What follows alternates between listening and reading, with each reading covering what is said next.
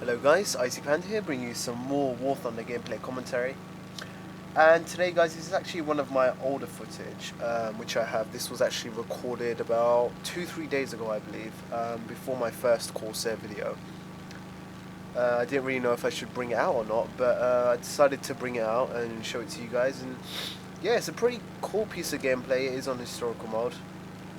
And I believe this is the ally map where the the Russians can actually join in as well. What's that map called? Raw, I think it was. Raw, I don't know how to pronounce it, but anyway, point being, it actually was a very good match. I ended up with about 5 kills, I believe. I ended up with 5 kills in my Corsair, and that was mainly due to my teammates playing very well, playing their parts well, and I don't know, but the Germans, correct me if I'm wrong guys, but the Germans recently have not been playing extremely well, or I don't think they've been playing extremely well. I don't know if a lot of people are just sick and tired of, the easy rivalry between the Americans and the Germans, or the Allies and the Germans I should say, but it seems like some of the German players have actually switched on to the American side, because some German teams I go in, there's people with 109s which are like at 3,000 altitude, which is, it's crap. If you're flying a 109, you should be at least 4,000 at the minimum, And well, this seemed to be one of them games. It seemed to be one of them games where the Germans just weren't playing well. In terms of the team was just not, cooperating correctly. They weren't playing to their strengths. Anyway, as soon as I started flying off with my Corsair, I basically just started to gain altitude. You want to gain altitude with a Corsair. Any American fighter, you want to gain altitude. American fighters perform very well at high altitudes, especially the Corsair. This thing's turn rate is phenomenal, and you will see it later on. This thing turns so well at high speeds. The only problem is when you get into a low speed turning battle, then this thing really does not fare too well. Now I believe here in a few seconds I'm going to be actually attacked by a 109. I was absolutely oblivious of it at first, and it kind of caught me off guard, and I was just like, whoa, whoa, whoa, what the hell? There he is. Right, he's 8 clicks out.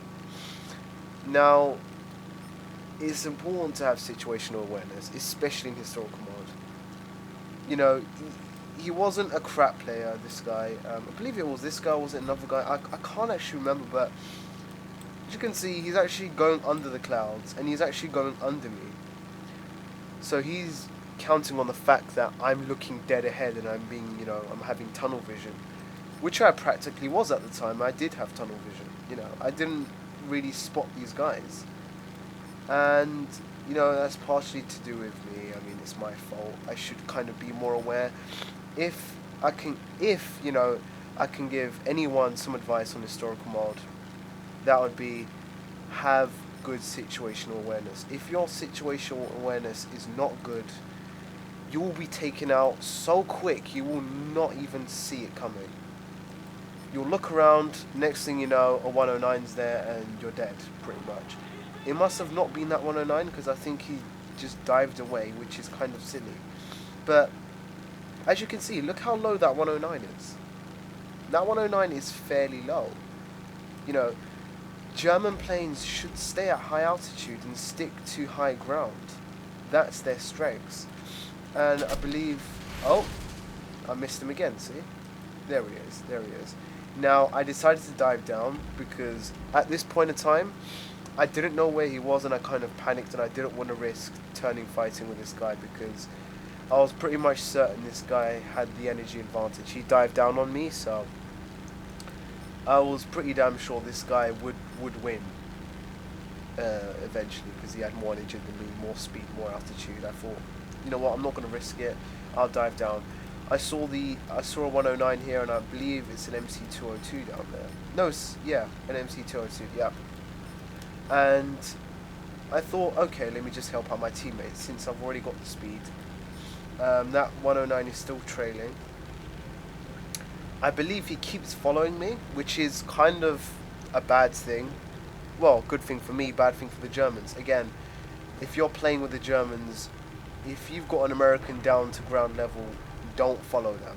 Don't. It's just no point, because eventually the 109 will lose. And look, I put my combat flaps on, and this thing just turns like a dream with combat flaps at high speeds. It's very... I believe the Corsair is probably like one of the most underrated planes in the game, or it was. You know, when I first started leveling up my Americans, this was the plane which I wanted to get. You know, this was the ideal plane for me. And I'm kind of derping around here. I'm not being able to get a good shot on him, but I believe here, I think I get a crit on his wing. And look, that other 109 is completely oblivious. Yeah, got his left wing, shot it right off. Shot his wing clean off right there. Now that 109 knows I'm behind him. He knows there's a bullfighter there as well. But, you know, he's not maneuvering or anything. Now he starts to maneuver, but in all honesty, it's a bit too late. Sorry about that. It's my phone. God damn it. Well, it's a bit too late now, in all honesty. He got shot down. He got taken out. Now, that bullfighter just burst into flames. I have no idea what that was. I think it was a 109. It must have been. Collided with the bullfighter. Just completely took him out. Now I see a HE-111H down there. These things are very deadly. And not because, they're hard to kill or whatnot. It's just their bomb load in historical mode is so convenient. I believe they carry 32 50 kilogram bombs and about 4 200 kilogram or something like that. You only need 50 kilogram bombs to take out tanks. So, you know, I would say go with more bombs instead of heavier, heavier bombs, so to speak. Now, I was trailing this 109.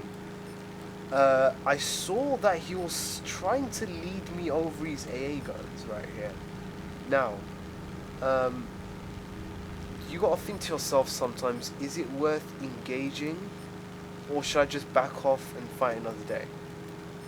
You know, because if you engage, you're kind of basically risking yourself right there, because there's a bunch of AA guns down there, as you can see. They're firing at me from about 4 or 5 clicks out, which leaves me very vulnerable. So I decided not to go. I decided not to take the risk. Instead, there's a Ju-87 here. I believe I don't get him in the first run. Kind of an awkward angle. He saw me. He was maneuvering. Good job on his part. At least he wasn't going straight ahead like, oh yeah, I'm a moving target which is going in a straight line. Take all the shots you want. You know, I've seen too many times that happens. And right here, I get kind of a lucky burst. I kind of feel sorry for this guy. I turn around here. I think 2 seconds from now. Here we go. I dive up. I climb up, sorry. What am I saying? Not dive up. I climb up. I get on his 6, and literally a second burst, and I kill him. Took out his pilot. Which is kind of... it's annoying. It's frustrating. Let's just say that. And I believe that's my 3rd kill. Not quite sure, but I think that is my 3rd kill. Now, as soon as I kill him, I'm thinking to myself, okay, I've secured, 2 kills now? I believe it was 2 kills. And there's a 109 down there. And I don't believe I see him. I don't, or do I? I do see him, yeah. I see him, I maneuver out of the way, and I'm already in another fight. But again, the problem is with some of these German players, do not turn with the American fighters. It's just not worth it. The 109s have a fantastic rate of, acceleration and speed, and dive speed, and climb rate. Use that to your advantage, not turning. Turning is not a good point of the Germans. That's a fact. Yes, they turn moderate, I would say, but when they do turn, they shed so much speed. It just gets, it gets ridiculous. It gets to the point where you're about 500 altitude with only about 200, 250 miles per hour, going at 250 miles per hour. You know, this guy was a pain in the ass. If I could get his name, I really would quote him on the video, but I just don't know. I couldn't shoot this guy. He was doing awkward stuff, maneuvering. He was going low. Yeah, he was kind of delaying his death, I suppose. But you know, rather delay it and try and get the enemy in trouble instead of, you know, giving the kill to him freely. That's what I would say.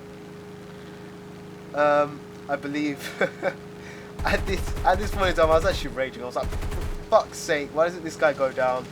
Right there, I critical him, and he does not have enough. Well, I critical his left gear leg actually, which he completely lost control, crashed into the trees right there. So I believe that's 3 kills. I think that's 3, or is it 4? I'm really bad at counting, sorry. This replay was about 3-4 days ago, so I do apologize. Now, as far as I can remember right now, I head to base. There's not many people left on our team. There really isn't. There's not many people left on their team either. So it turns into a somewhat of a brawl during the end. You know, when you've got like 2 planes against 2 planes, or, you know, 3 planes against 2 planes, it gets very, very intense. And it was kind of one of them matches in this replay. So I think what I'll do is I'll speed it up slightly. Let's just speed that up. We don't want to see me landing and taking off, landing as a... Yeah, that looks really weird fast forwarded, but... Oh yeah, that's what I wanted to explain to you guys as well. A good technique to land and take off and whatnot is... Well, let's put it this way. If you've got excess speed, guys, then... And if you're very close to your airfield, you're about 5 clicks out, 4 clicks out, then you're going to want to shed that speed off as fast as possible. Now, what I like doing is, if I'm in somewhat like a corsair, I tend to use my rudder more. And what I mean by my rudder is my A and E keys. So I will turn with the D key and press the E key at the same time, so I'm shedding a lot of energy. You know, so my speed is just dropping dramatically. If I'm in something like a 0, most of the time with a 0 you don't really need to worry with stuff like that, and mainly because let's slow that down. Mainly because the 0 doesn't go fast anyway. It's a very slow moving plane. You only have real problems with it in stuff like the Corsair. Now this, I believe, is going to be my 4th kill. Not something special, if I'm honest. It's not like an amazing kill here. I believe I get his elevator there. I go straight ahead. I just zoom past him. This guy is just like, what the hell do I do, kind of thing. You know, he seems to be coming down, coming towards me. No problem. I've got 650 calibers. In fact, he's actually flying away now, trying to fly away. To catch him on fire, completely rip his wing off the chassis of the plane, and he drops dead, and that's my 4th kill. Now, I believe that is our bullfighter, or is it? No, it's not. What am I saying? It's the Wellington. Yeah, it's the Wellington. Now, this Wellington does kind of give me a few problems. I'm not going to lie. I really don't like taking on bombers. I've kind of grown somewhat of a fear fighting bombers since, you know, that massive patch they did where, you know, gunners are really deadly now. I do get a few bursts on him right there. I know I'm going to kill this guy eventually. Eventually, he's going to go down sooner or later. There we go. Light his, I believe, no, I didn't light his engine up. I just lit his wings up. So I don't think it's going to affect him too much. I do come down on him again. Kind of miscalculate that slightly, but as I'm climbing up, a few bursts again. He's going to catches me with a few bursts as well, which is kind of a pain in the ass because gunners with even 7.7mm do a lot of damage. And I believe here is where I take him out. Yeah, there we go, there we go. a very, very long burst. As you can see, he's just dropping right now like a fly. There we go. He drops dead. Yeah, 5 kills. I believe we go on to win the match after this. Or I'm not actually quite sure. Do I die or win the match? I mean, I know we win guaranteed, but I think I die somewhere around here. Don't quote me on this, guys. I'm just going to fast forward this quickly. And yeah, that's it. Well, 5 kills. I hope that's kind of giving you some of a tutorial, guys, on how to use the Corsair. I was flying low for a very long time. That was only because the Germans were actually at a very low altitude as well. If they weren't at a low altitude, then you shouldn't try to dive down or keep at a low altitude, because the Germans will pounce on you like tigers. So the best advice I can give to you guys is keep at least 4,000 altitude, at least with the Americans. Same goes with the Germans, but more importantly with the Americans, because the Americans do not climb as well as the Germans. So stay at high altitudes. Don't dive down unless you absolutely need to. If you're being chased and there's nothing you can do, then yes, dive down. You know, hopefully you can drag down a Focke-Wulf with you or something. Take him to ground level, and you know, he's pretty much dead meat after that. A Focke-Wulf at low altitude, low speed, you know, pretty much dead meat. So guys, I hope you've enjoyed the video. Sorry about the second Corsair video. This Corsair video was actually gonna, well, it should have been brought out before, but I was kind of contemplating whether to bring it out or not. But I hope this small tutorial or small review / analysis has kind of helped you guys out to understand how to fly with the Americans. If you've liked the video, guys, if you could like, favorite, rate, share, and subscribe, that'd be awesome. And yeah, tune in for some more War Thunder videos. And as always, take care.